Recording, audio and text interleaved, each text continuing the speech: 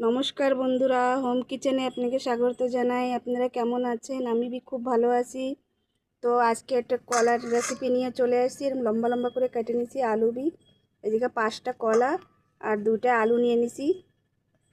আর এইগুলি ভালো মতন লম্বা লম্বা পিস করে কাটছি। আপনারা যেরকম ইচ্ছে সেরকম কাটতে পারেন। তো এই কলাটার ধোয়ার 2টা টিপস আছে। তো আমি লেবুর রস দিয়ে ধুয়েছি, ভালো করে পরিষ্কার করে নিয়েছি। এই কষটা দেখতেই পারছেন, এতে কষ লেগে থাকে, ভালো মতন ধুয়ে নিয়েছি। তো আপনারা চাইলে হলদি দিয়ে দিতে পারেন আর লেবু দিয়ে এটার জলদি কষটা নেমে যায়। তো ওর জন্য কী কী লাগবে বানানোর জন্য: 1 চামচ ধনিয়া, 1 চামচ জিরা, 2টা লং, ইলাইচি, 2টা দারচিনি আর তেজপাতা। আর এই জায়গায় নিয়ে নিয়েছি টমেটোর একটা, এটা ঢেলে দেবো ইসের ভিতরে। আর এই টমাটোটা भी কাটে এর ভিতরে ঢেলে দেবো। আমি বিচি ছাড়াই নিয়েছি, বিচি খাই না আমি টমাটোরের।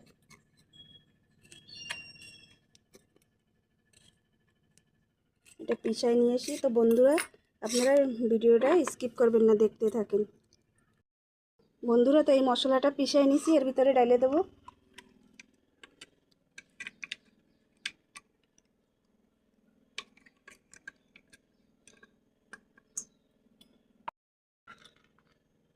দিয়ে দেবো 1 চামচ হলুদ গুঁড়া, 1 চামচ লঙ্কা গুঁড়া। দেখতেই পাচ্ছেন খুব সুন্দর করে মাখানি হয়ে গেছে। এবার ওদিকে তেল, এবার দিয়ে দেবো জিরা আর দিয়ে দেবো 2টা তেজপাতা। ভালো মতন জিরাটা ফুটে যাবে। এবার দিয়ে দেবো এই মাখানি কলা।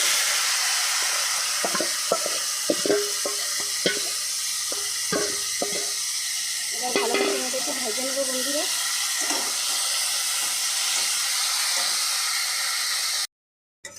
একটু ভেজে নেবো ভালো করে।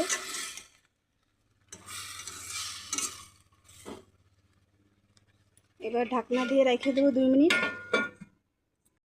তো বন্ধুরা, ঢাকনাটা খুলে দেখি,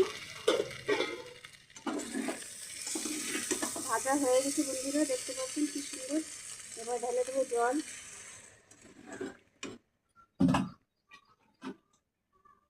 2 গ্লাস জল ঢেলে দেবো বন্ধুরা। ভালো করে মিক্স করে দেবো।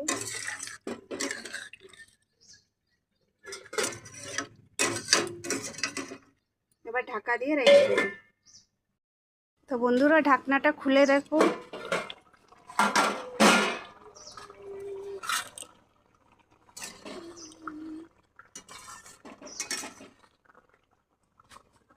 আলু হয়ে গেছে, কলা খুব সুন্দর হয়ে গেছে বন্ধুরা।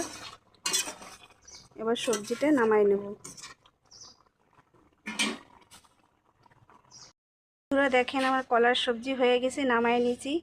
তো আপনাকে যদি ভিডিওটা ভালো লাগে তো লাইক, শেয়ার আর কমেন্ট করে বলবেন কেমন হয়েছে। আর বেল আইকনটা দাবায় দেবেন। তো নতুন একটা রেসিপি নিয়ে ফির চলে আসবো। বাই।